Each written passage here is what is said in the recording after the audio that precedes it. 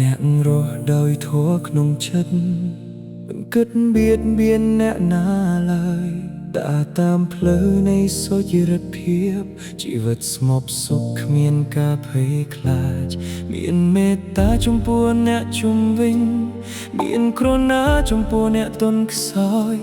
ស្នាមញញឹមពោពេញដោយក្តីស្រឡាញ់ធ្វើឲ្យពិភព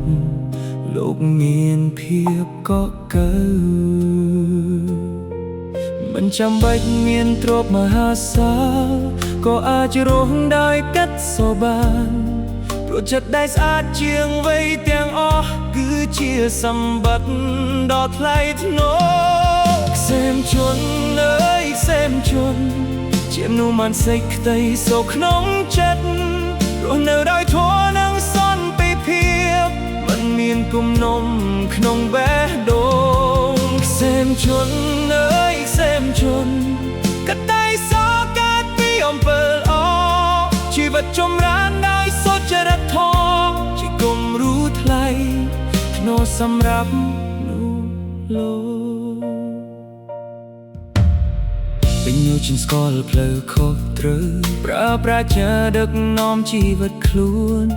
ពេលប្រតិបត្តិធัวបានពេញលេញសេចក្តីសុខក៏កើតមានក្នុងចិត្ត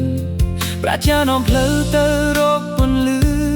ធัวនាំផ្លូវទៅរកសេមសានមនុស្សដែលរស់ដោយសត្វធัว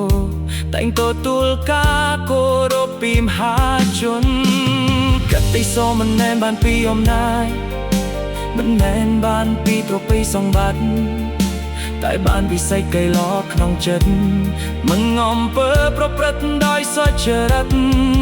សុខសន្តិភាពមិនមែននៅឆ្ងាយវាស្ថិតនៅក្នុងចិត្តយើង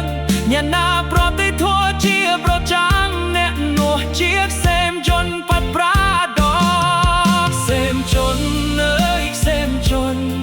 ជាជនមានសេចក្តីសុខសែនសានមានសុវត្ថិភាពផុតពីភ័យកង្វល់រស់នៅដោយធម៌ដ៏ប្រពៃក្សេមជនអើយក្សេមជនសេចក្តីថ្លៃធ្លុះគង់នៅជានិច្ចវិញ្ញាណជំនុំផ្លូវទៅកាន់ក្សេមជនសុខសន្តិភាពស្ថិតក្នុងបេះ